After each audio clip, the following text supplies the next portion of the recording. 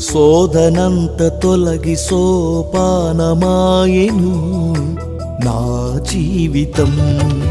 గుండెలోతులోన కురిసెను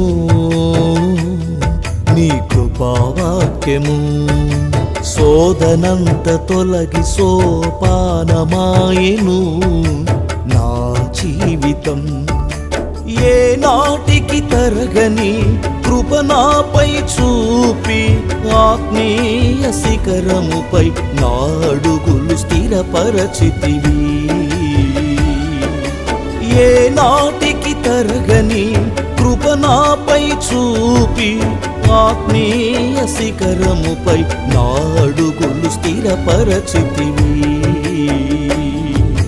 యేసయ్యా యేసయ్యా నా ఔన్నత్యము నీవేనయ్యా.